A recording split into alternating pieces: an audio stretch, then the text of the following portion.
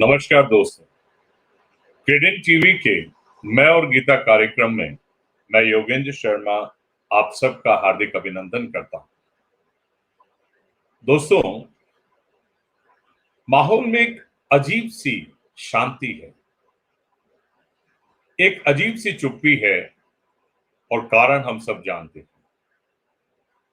और वो कारण कई और समस्याओं का कारण भी बनता जा रहा है, जिससे हम सब परिचित हैं, अच्छी तरह से परिचित हैं। तो मन में आप सबके बहुत सारे प्रश्न अवश्य आते होंगे, चाहे वो अपने नौकरी व्यापार से संबंधित हो या घर के अंदर बच्चों की समस्याओं से संबंधित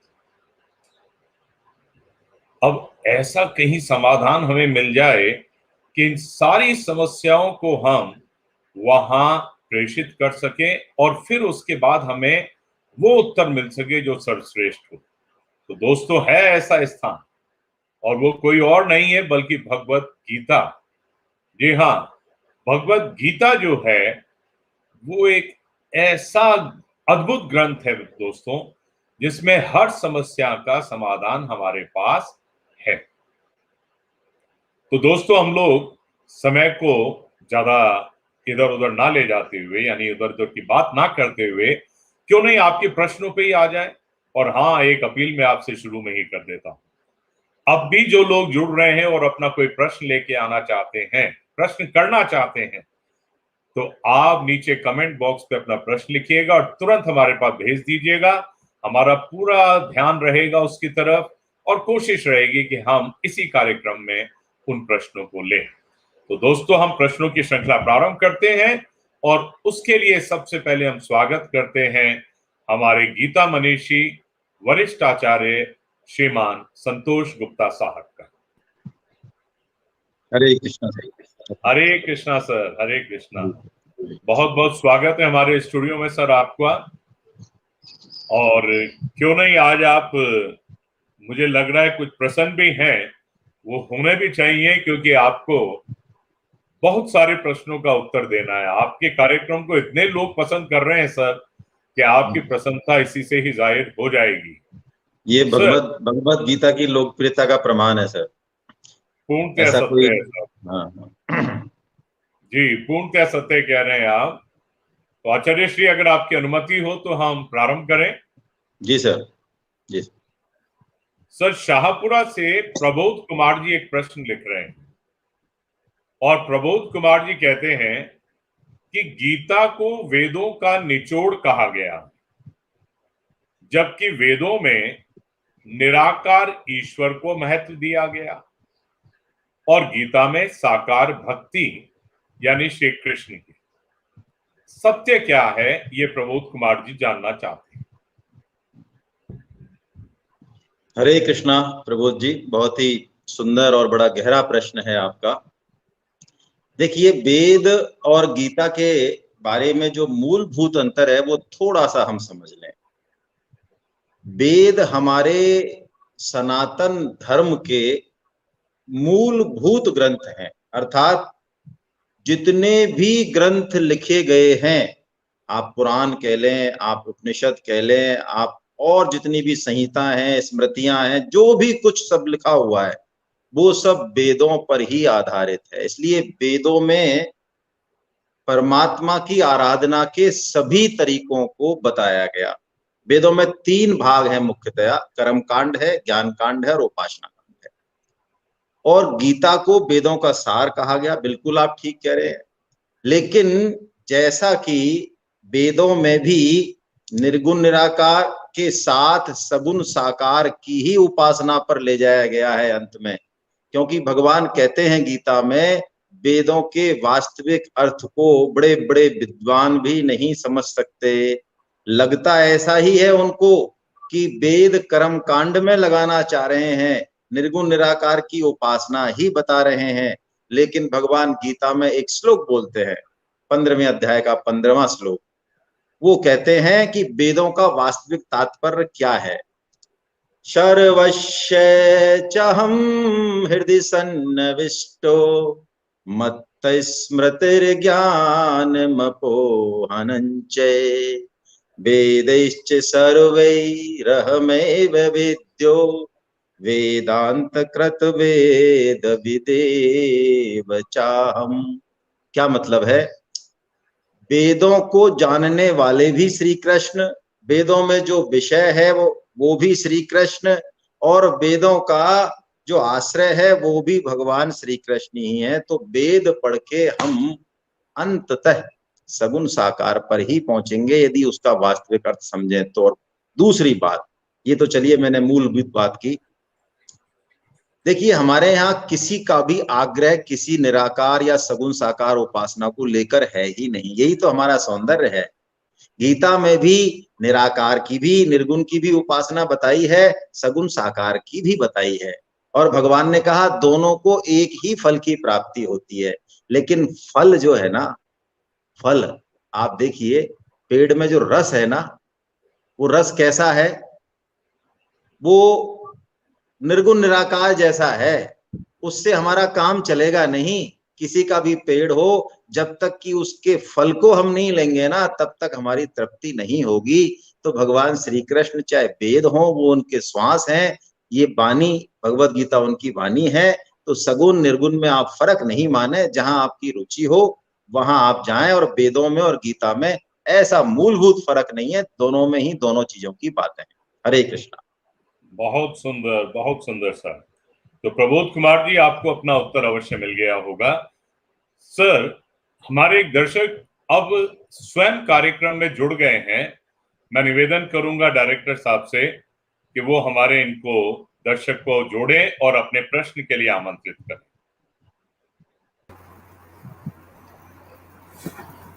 स्वागत है आपका द्वारका प्रसाद जी। आप इस समय बिल्कुल लाइव हैं और आप अपना प्रश्न प्रारंभ करिएगा। हरे कृष्णा साहब।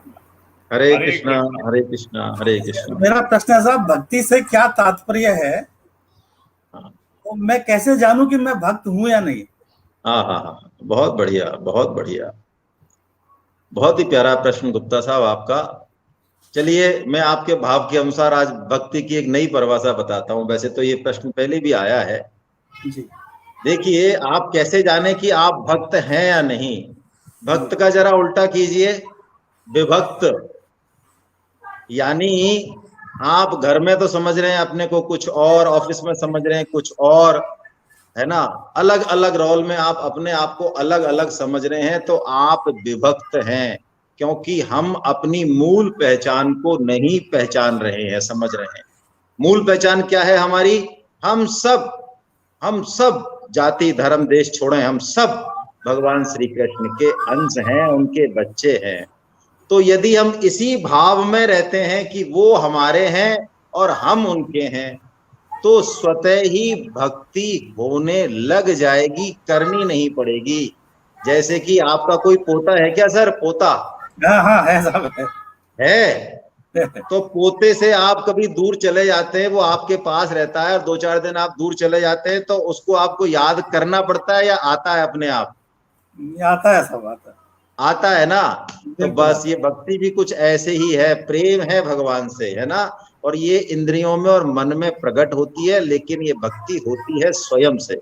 बहुत बढ़िया आपका प्रश्न, धन्यवाद आपका। हरे कृष्ण। बहुत सुंदर द्वारका साहब, बहुत सुंदर सर। बहुत सारे लोग ऑनलाइन जुड़े हुए हैं, इनमें से कईयों ने हरे कृष्णा खाली भेजा है। दोस्तों, मेरे एक निवेदन होगा, आप प्रश्न भेजा करिए।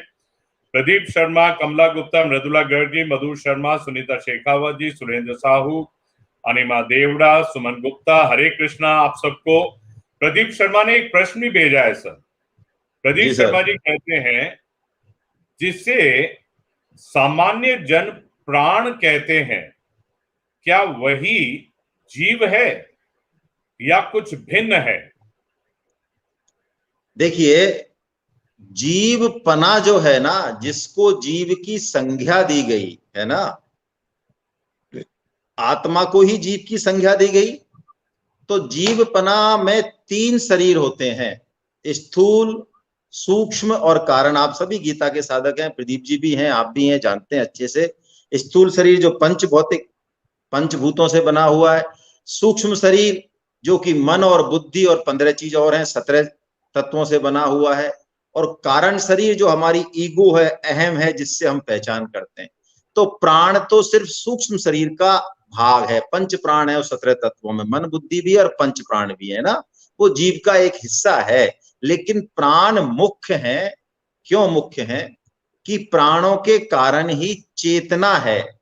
इसलिए प्राण नहीं रहते हैं तो ऐसा कहते हैं कि जीव चला गया, यानी जो जिंदा था वो मर गया हमारी दृष्टि में। इसलिए आपका कहना भी काफी हद तक उचित है ना। हरे कृष्णा।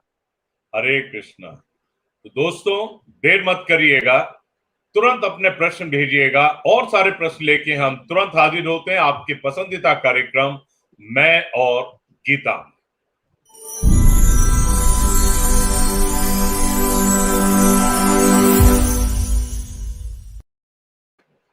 स्वागत है पुनः आपका हमारे इस कार्यक्रम में, जिसका नाम है मैं और गीता। आचार्य साहब, हमारे साथ एक और दर्शक जुड़ गए हैं जो लाइव होकर अपना प्रश्न आपके सामने रखना चाहते हैं। डायरेक्टर साहब, कृपया उनको जोड़िएगा।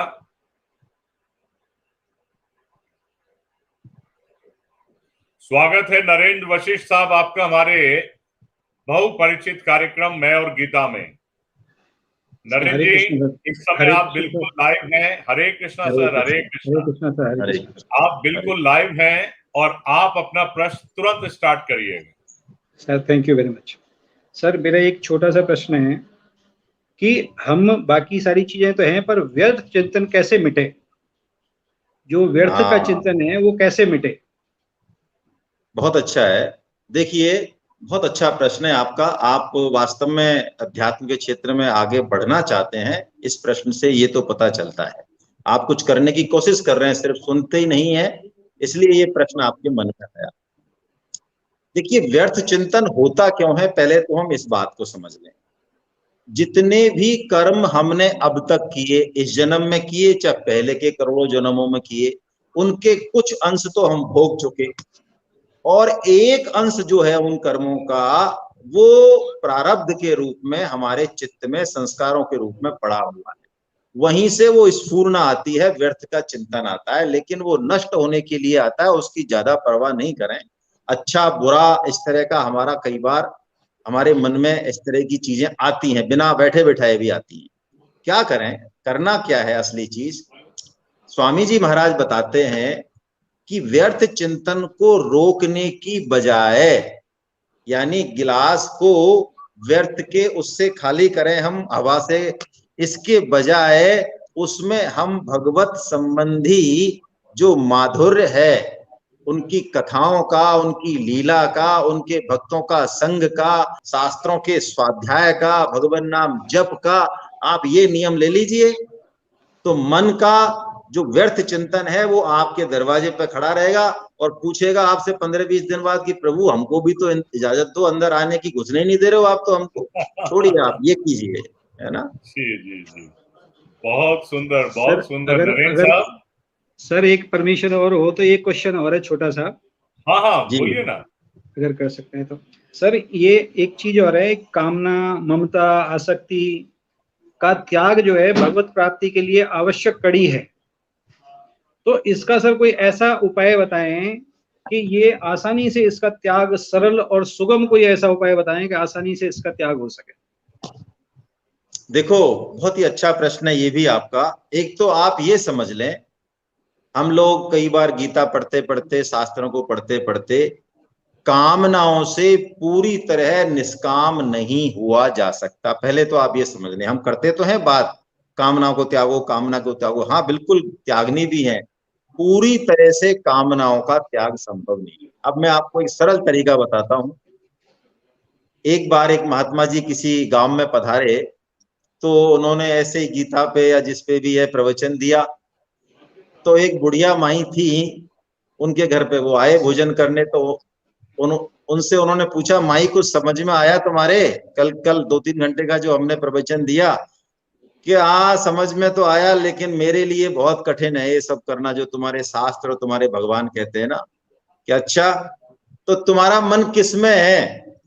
तो उस दादी के एक पोता था छोटा जो खेल रहा था आंगन में, तो उसने कहा देखो मेरा मन तो पूरी तरह से इसमें है। तो उस महात्मा ने कहा कि आप आज से अभी से इसको बाल कृष्ण के रूप में अपना पोता मान लो, अब तो कोई समस्या नहीं है। तो बस आपके घर में जो भी हैं, व्यक्ति हैं, पदार्थ हैं, सबको भगवान का अपने मन में मान लें, प्रचार नहीं करना है। पत्नी भी पुत्र भी हैं सब भगवान के, मैं भी भगवान का हूं, भगवान के नाते संबंध मान लें।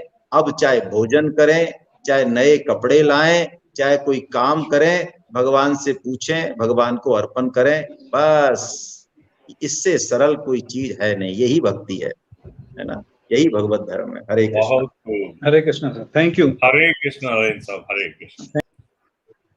सर काफी लोग और जुड़े हुए हैं, भारत भूषण जी, दिलीप चरण जी, सुमन गुप्ता जी, चंदेल साहब, मीना गुप्ता जी। एक प्रश्न बहुत सुंदर आया है सर, मृदुला गर्ग जी का।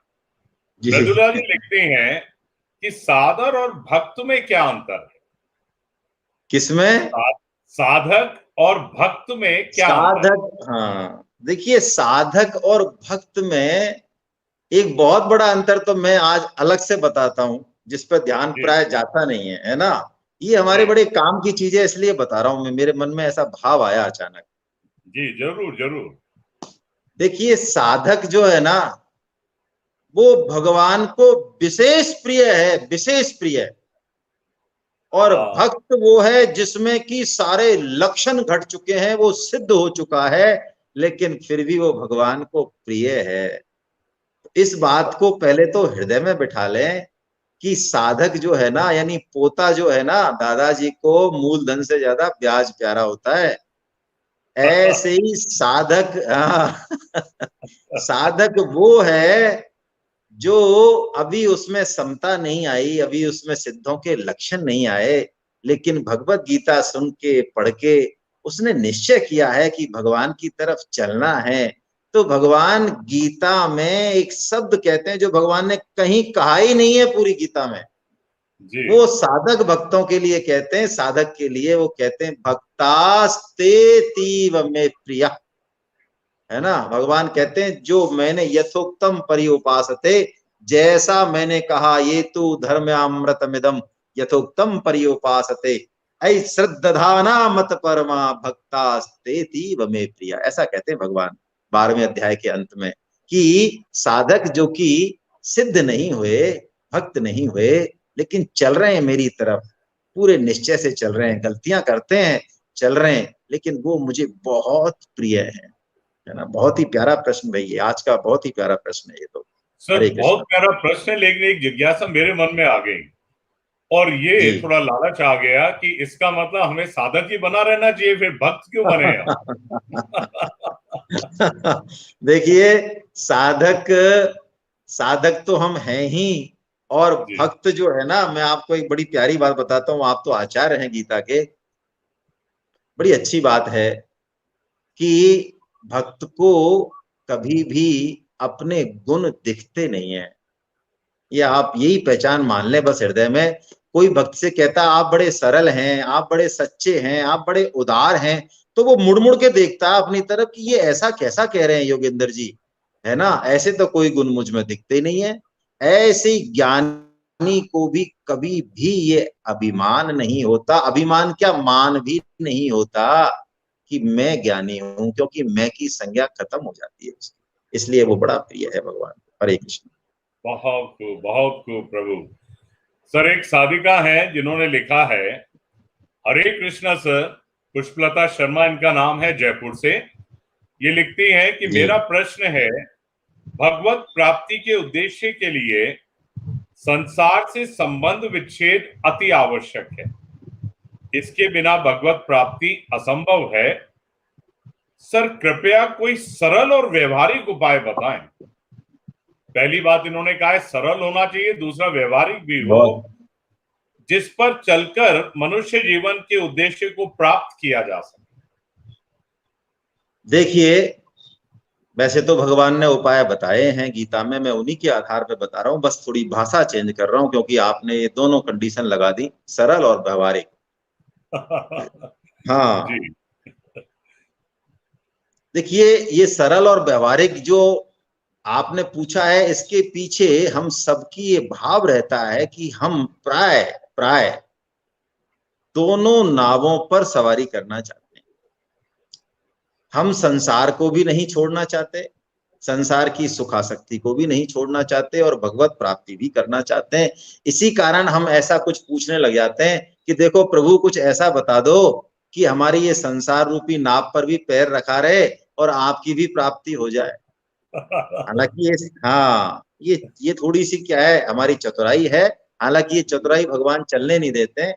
फिर भी देखिए, एक चीज समझिए, हम संसार को कितना भी बनाना चाहें, रोकना चाहें, रखना चाहें, ये संसार रहेगा नहीं। जैसे मुट्ठी में रेत होती है ना, ऐसे निकल जाएगा। इसको हम सोचें विवेक से और महसूस करें, कौन संबंधी, कौन घरवाला हमारा कब तक रहेगा हमारे साथ, ये हमें पता नहीं है। और पता चल जाए तो भी उसमें करेक्शन करने की हमारी हिम्मत नहीं है। ये वस्तुतः एक नाटक है, पूरा पूरा नाटक है ये जीवन। तो इसको खेलें तो हम पूरी तरीके से, लेकिन ये नाटक का भाव बना रहे। देखिए, जैसे भगवान श्री राम सीता विरह में रोते हैं। कब रोते हैं? जब मुनियों का कोई आश्रम आता है तो रोते हैं, नहीं तो खूब ज्ञान की चर्चा करते हैं, लक्ष्मण से बातें करते हैं। क्यों? वो हमको शिक्षण कर रहे हैं, हमको और ऋषियों को, है ना, कि तुम भी दुखी होगे यदि इस तरह से करोगे तो। ऐसे ही हम भी इस जीवन को पूरी तरह से जिए, लेकिन अंदर से असंग रहें, पकड़े नहीं इसको। इसको पकड़ते ही गड़बड़ होगी। नाटक की तरह लें, सबको भगवान का माने, घर परिवार को, और भगवान का ही काम करें। जो भगवान बताएं वही काम करें। पकड़ेंगे, संग करेंगे, आसक्ति करेंगे, तो फिर सरलता कहीं है ही नहीं, है ना। असंग रहना ही देखिए सरलता है। इससे और सरल कोई उपाय नहीं है। भगवान को अपना माने और बाकी सबसे कर्तव्य पालन करें, है ना, लेकिन अपना नहीं माने किसी को भी, है ना। सेवा के लिए अपना माने, कर्तव्य पालन के लिए अपना माने, आसक्ति के लिए अपना नहीं माने। हरे कृष्ण। बहुत खूब, बहुत खूब सर, बहुत खूब सर। कोकिला जैन जी जुड़े हुए हैं, कुसुम लता जी हरे कृष्णा कह रहे हैं, देव प्रकाश जी हरे शरणम, ममता अग्रवाल जी, अनिमा देवड़ा जी, अनिता देवड़ा जी ने एक प्रश्न भेजा है सर। अनिता जी लिख रही हैं कि भगवत प्राप्ति की उत्कंठा प्रारब्ध से होती है क्या? पुनः प्रश्न दोहरा रहा हूं सर मैं। भगवत प्राप्ति की उत्कंठा प्रारब्ध से होती है क्या? देखिए, भगवत प्राप्ति की उत्कंठा प्रारब्ध से नहीं होती। प्रारब्ध से हमको दुख आता है जीवन में। अब हम उस दुख का सदुपयोग कर लें तो उत्कंठा हो जाएगी, क्योंकि वैराग्य प्रकट हो जाएगा। दुख जो है ना, यही चाबी है। आप देखेंगे यदि इतिहास उठा के, अर्जुन को भी भगवान ने गीता का ज्ञान जो पूछते हैं, अर्जुन जी शरण होते हैं, वो दुख के विषाद के कारण ही होते हैं। परम श्रद्धेय स्वामी शरणानंद जी महाराज, जिनको श्रद्धेय स्वामी रामसुखदास जी महाराज गुरुवत मानते थे, उनकी एक किताब है दुख का प्रभाव, है ना। वो उसमें यही बताते हैं कि जीवन में दुख किसके नहीं आते, लेकिन विवेकवान वही है जो उस दुख का सदुपयोग कर ले, जैसे गौतम बुद्ध ने किया, है ना। तब उत्कंठा हो जाएगी। सिर्फ दुख ही आते रहें, है ना, और हम चेत नहीं करें, फिर कुछ नहीं होगा। उत्कंठा ऐसे प्रारब्ध बस नहीं होती। देखिए, स्वामी जी एक बात कहते हैं, क्या मरने के बाद हम अपनी पत्नी, पति, घर, गाड़ी, घोड़ा, धन को नहीं छोड़ देते कि लेके जाते हैं ऊपर? छोड़ देते तो त्याग किया, सब छोड़ देते हैं ना। तो त्याग किया ना हमने, पत्नी का त्याग किया, धन का त्याग किया, पोस्ट का त्याग किया, घर का त्याग किया, गाड़ी का किया ना त्याग। लेकिन त्याग का हमको फल नहीं मिलता, क्योंकि ये त्याग किया नहीं है, ये तो कराया गया है जबरदस्ती हमसे, है ना। तो दुख को, हाँ तो दुख का सदुपयोग करें। दुख आए जीवन में तो उसका सदुपयोग करें, है ना, तो उत्कंठा हो जाएगी। बड़ा प्यारा आज की तो भाई सारे प्रश्न में सभी साधकों को नमन करता हूँ बारंबार। बहुत आज उत्तम के प्रश्न है आज सर। जो है और आपके, आपने जो अभी बात कही है मैं आपको बीच में रोकने के लिए तो बहुत क्षमा चाहता हूं, लेकिन याद आ गया कि अगर ये खाली ऐसा त्याग देखा जाए तो फिर जानवर, पक्षी, पशु सब जो हैं वो ही भगवत प्राप्ति के अधिकारी उस रूप में हो जाते। तो ये वाला त्याग नहीं जो आपने कहा है, बस उसी त्याग को हमें सर्वश्रेष्ठ मानना है। बहुत खूब सर। तो दोस्तों देरी मत कीजिएगा, समय कम है, अपना प्रश्न तुरंत लिख के भेजिएगा। हमारे बहुप्रतीक्षित, बहुचर्चित और आपका पसंदीदा कार्यक्रम मैं और गीता में तुरंत हाजिर होते हैं।